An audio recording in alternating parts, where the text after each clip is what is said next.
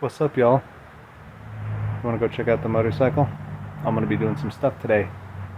We're going to be doing fuel injectors, oxygen sensor, and ECU replacement. Come on, I'll show you how to do it.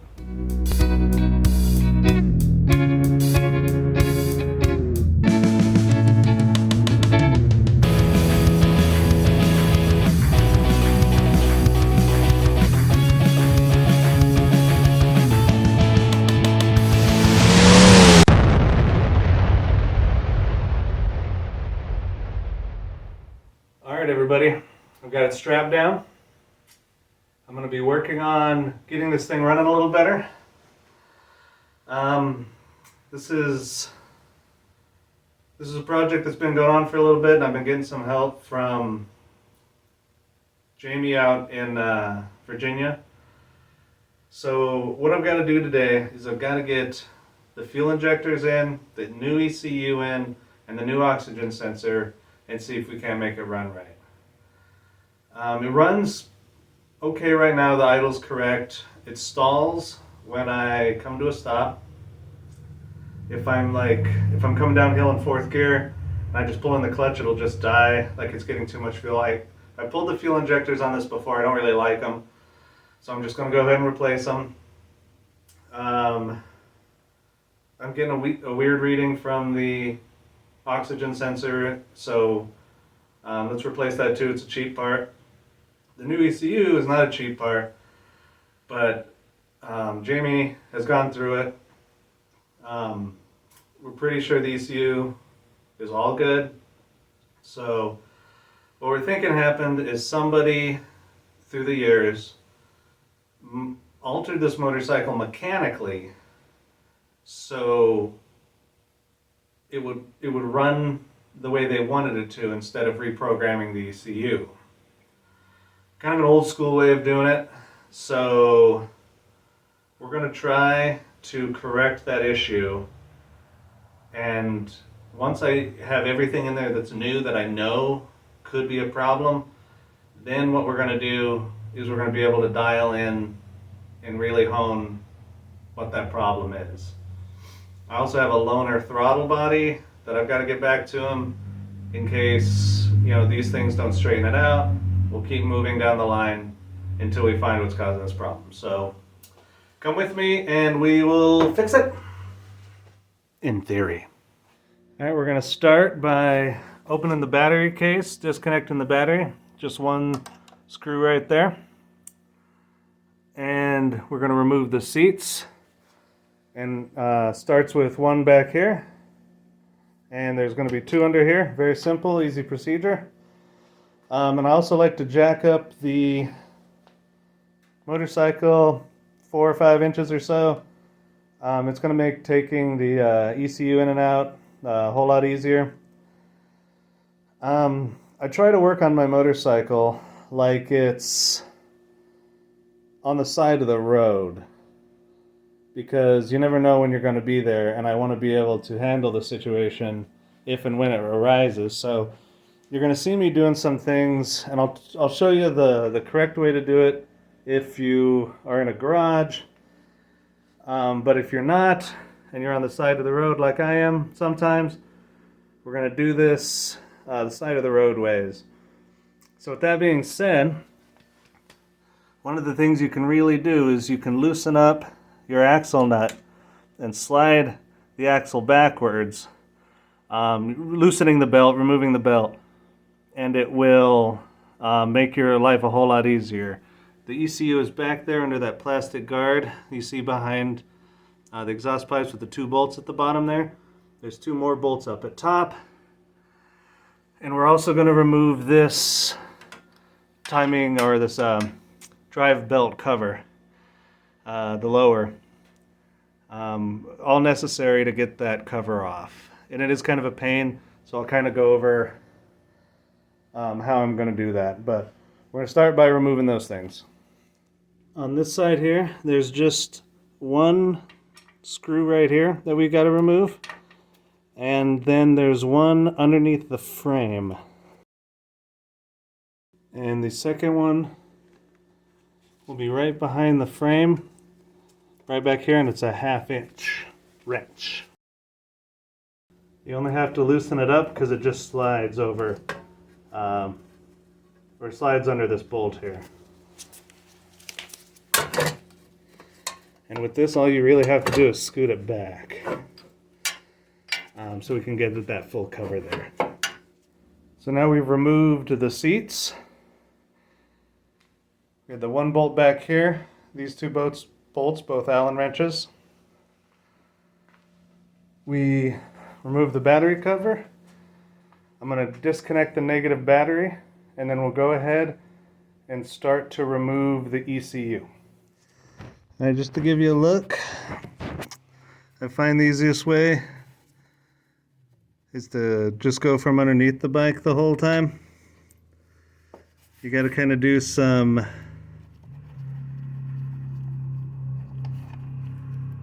automotive acrobatics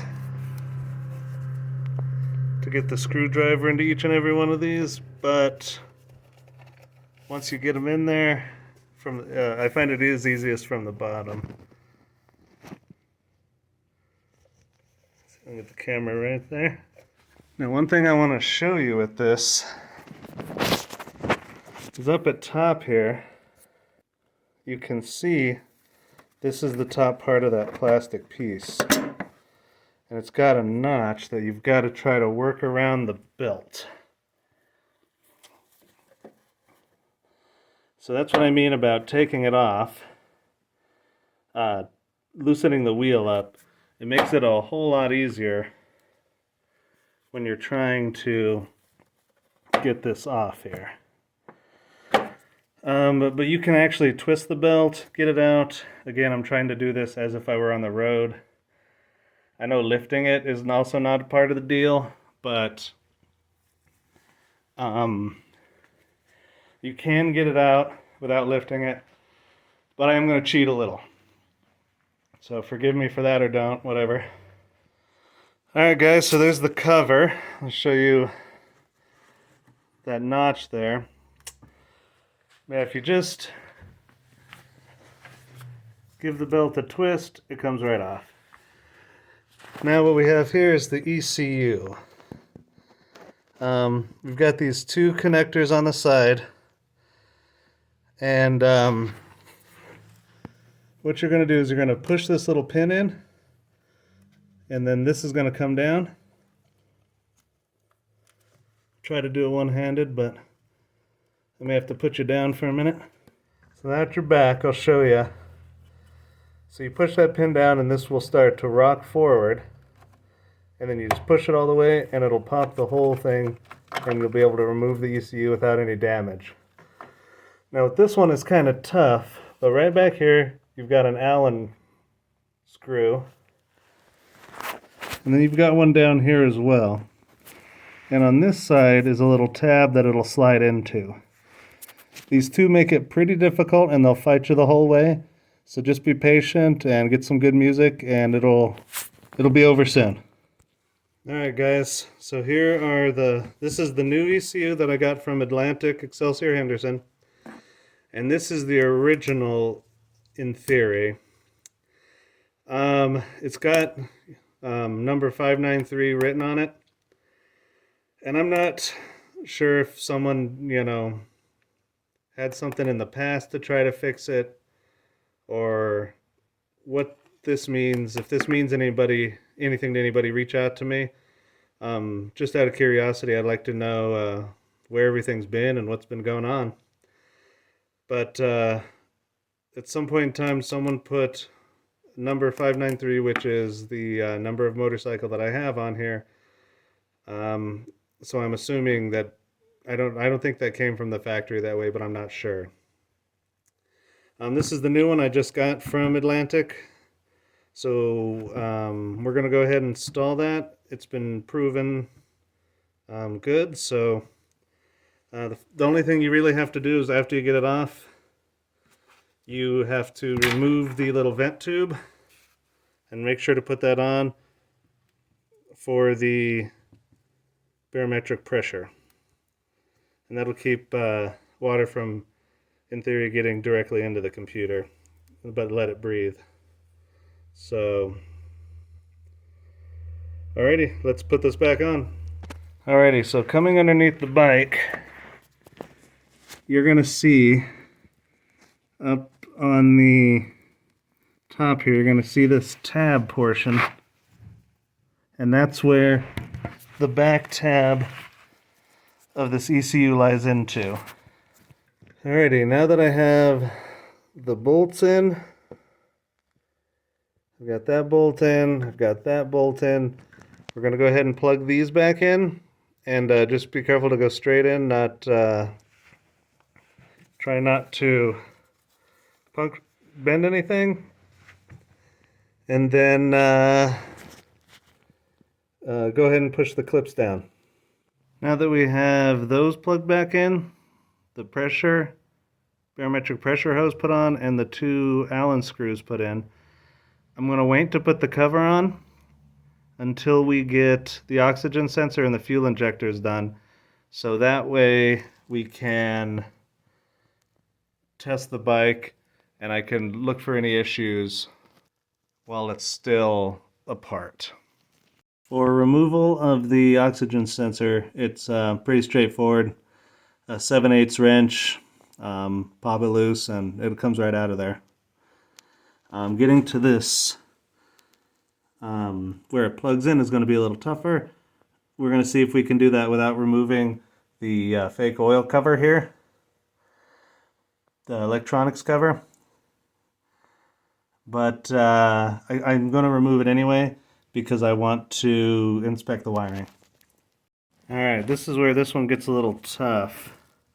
So, there's one bolt there, there's one bolt right back here, so we're going to have to move this cover.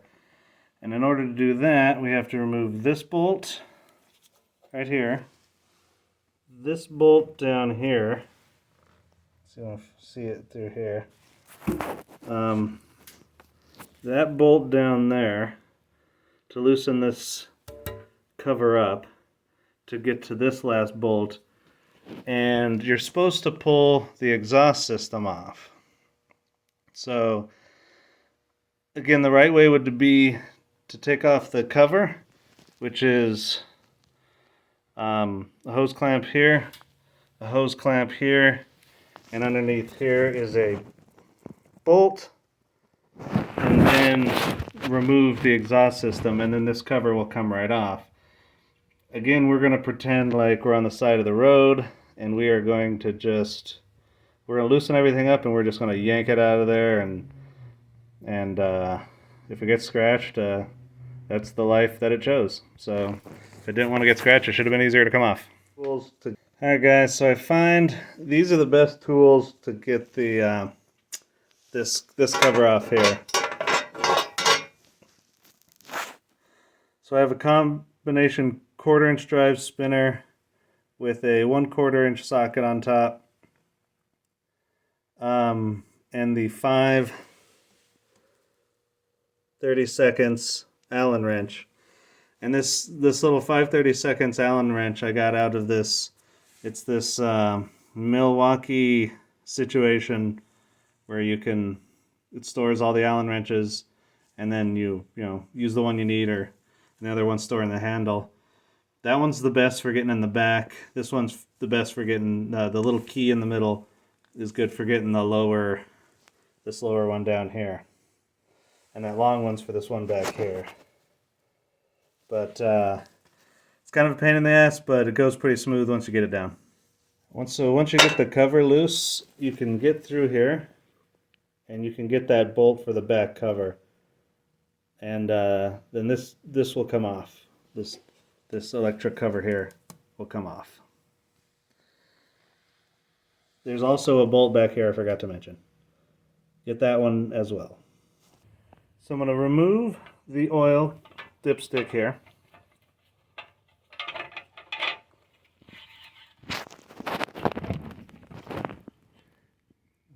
You can not drip too much. I'll put it up here so don't get dirty. And then when What I do is I literally just push this through, and it'll come through the other side there. And then I'm going to move this cover out of the way, even you can kind of bend it a little bit. And then I'm going to work this one out and just grab a hold of it and yank it out of there. And I know there's going to be some people out there saying, I don't want my stuff scratched. Well, then you're going to have to take the exhaust system off, or have it hauled somewhere if you break down on the side of the road. Whatever the case, I'm doing it this way because I'm not taking that exhaust off, so that's just the way it is. I'm going to try to stay out of the shot the best I can. I may have to get in the way just to make it easy.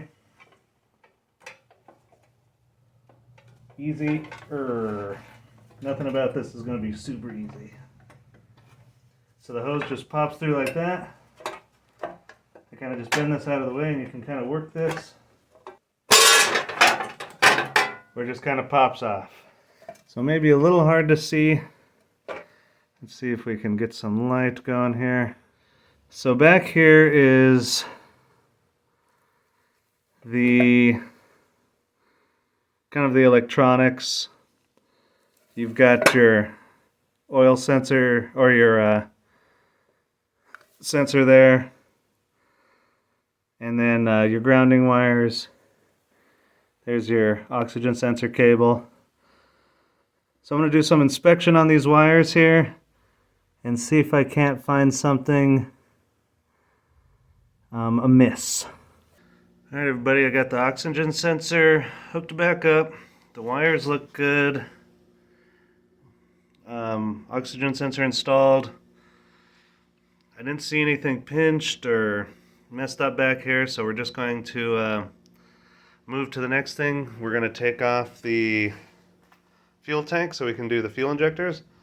There's one bolt up here, one on each side there, and once I get those off, we'll meet up then. Alright, the very next thing we're going to do is we're going to remove this instrument cluster on the top, and there's just 2 bolts / studs. You remove them, and then there will be a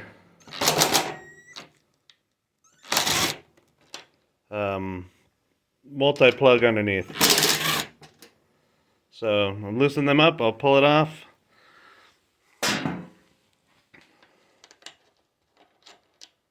It's got kind of a stud, everything's ½ inch on this. This one's a bolt. Don't forget your washers.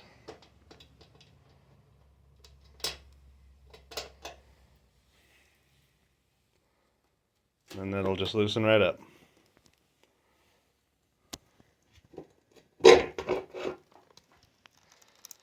So you just have the multi-plug there, and everything is ready to come off from the top end. Alright, I had to do a couple things two-handed, so I wasn't able to film it. But when you're working with gas, make sure you have plenty of ventilation. You've got to disconnect down here from the fuel pump. You've got to disconnect the fuel line, and then disconnect this cable here, wherever it's at, is for the fuel injection. Back here you have a breather tube. If I can get a good look at it. Look this up a little bit. Got a breather tube you have to disconnect. And on the other side is a connection for the back there's the connector for the fuel gauge. So once you get all that disconnected, it'll just lift straight off, and then just have somewhere to put it. I'm gonna put some cardboard right here, and we'll sit that tank on the cardboard here so we can work underneath. It won't be in our way. Alright guys, now that it's off, and I forgot to mention, obviously you should drain the tank if you want it to make it easier. I only had about a gallon in there, so I just took it off. But I wanted to show you some of the problems I'm looking for. Is this motorcycle in particular, I'm learning. Again, a lot of thanks goes to Atlantic Excelsior for me on this. But one of the things I'm learning is there's just a lot of poor grounding when it comes to this wiring chassis, and lots of little things can cause grounding and running issues. And so even something as simple as this, you can see here where the throttle cable has worn through. That'll be grounding on the tank and or the frame, and I'm assuming if it's grounding there, it's also grounding somewhere else on the frame. It's going to be worn off. So another thing we're going to do is we're going to take this off, and we are going to recoat them, and I'll show you how I'm going to do that as well. Replacing them would probably be the best way to go, but I'm not. I'm going to kind of do it my own way. Also, to get to the fuel injectors, we're going to need to remove the bracket for the ignition switch. It's 2 bolts, should come right off. This bracket in particular is the upgraded one from Atlantic, so you'll see it's a ton more rigid. There's hardly any motion at all, because the other one cracks, and pretty regular. And I have it up here. I took it off a while back, but you'll see on this one here where it's cracking. Kind of see it. Oh, there we go. It's cracking on the base here, so eventually it will break. So get that upgrade, worth every cent. All right, next thing we're going to do, we're going to take the airbox off. And so, I had to kind of make my own thing. I ruined my original air filter, was ruined from oil, and I rerouted the hose back there, and it comes down there, so it won't burp up into my air filter anymore. But I have a temporary fix for now until I get it running, and then once everything's good, then I'll spend money on that. But it doesn't really make any sense to spend a bunch of money on that if the bike doesn't run for me, so I got to put my finances elsewhere. So what I did is and I'll show you in a minute, but I modified a air filter off my car to fit under there. But if this was your bike, you'd be taking three bolts off, and then underneath would be the air filter. But I'll take these off, and then underneath we'll show you what happens. So as I promised, here is my version of an air filter. I kind of built it off of a 72 BMW 2002, that one. That's its K&N filter. And I have it so it mounts over all the sensors and everything using the same original holes, but I'm using a license plate there for the top plate, just to make it easy on myself. Alrighty, and in order to remove this plastic plate here, we got to remove these 4 nuts off these studs here. One of the problems, I'm not sure what size they are, but getting in there is kind of tough. So what I have here is I bought a really cheap set of Stanley deep well sockets, and they're real thin. And this is an 11 millimeter. I'm not sure what the actual size is, but this fits right in there without much of a struggle.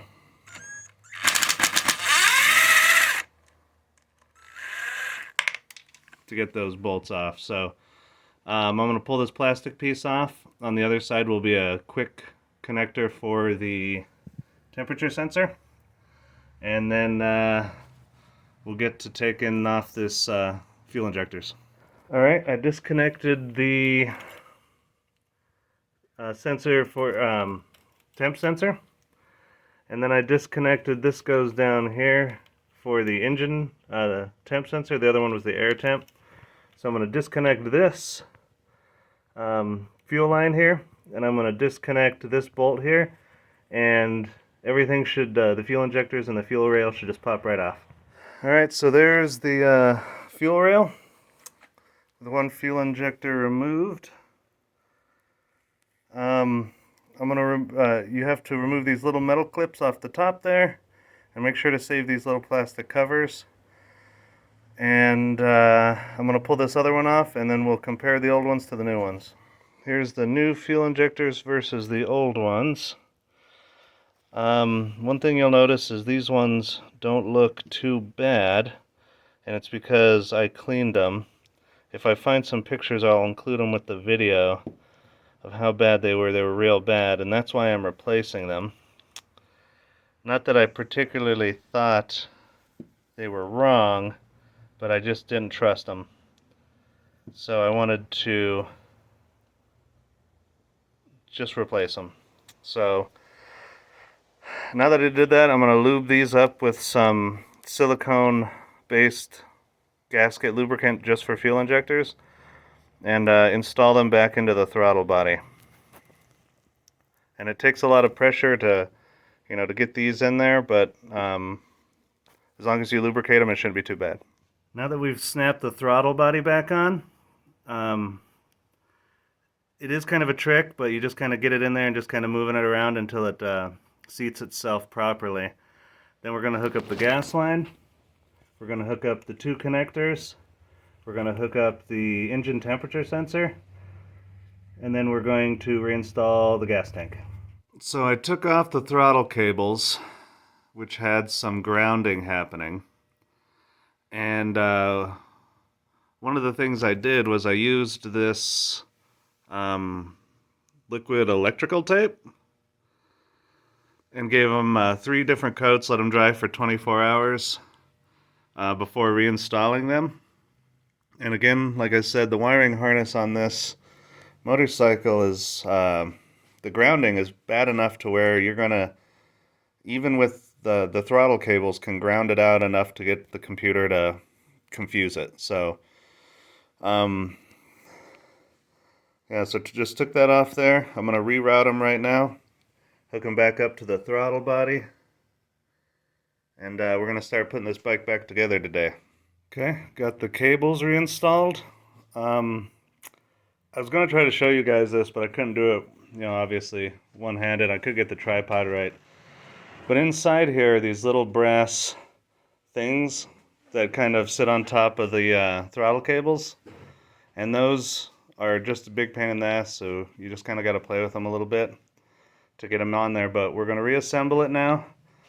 And we're going to get the gas tank on, and we've got to get the cover on. Don't forget, we got to put that throttle body cover on because it houses the temperature sensor before we can turn this on. So we're going to get the gas tank on, we're going to turn this on and see if what I did made the difference.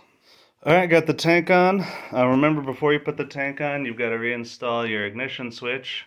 There's the ignition switch and the fuel gauge is on this side, and on this side you've got your fuel hose, you've got your fuel injection connection, you've got your breather tube, and your temp sensor to plug in over on this side.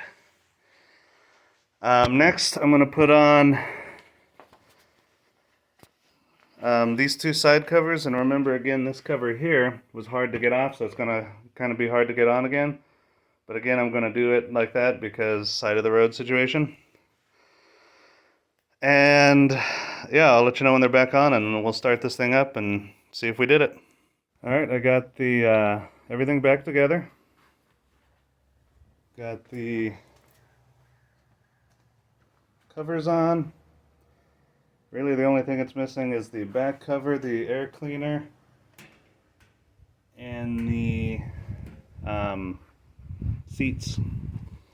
So I'm not going to put those on quite yet until we test it out. So I'm going to show it starting it up, but I'll probably shut it off and we're going to let this thing get warm and we'll see what happens.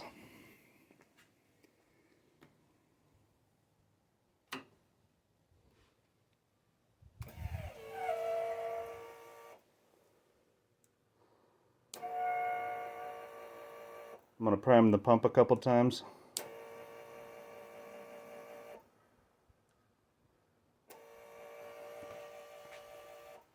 Alright, here we go.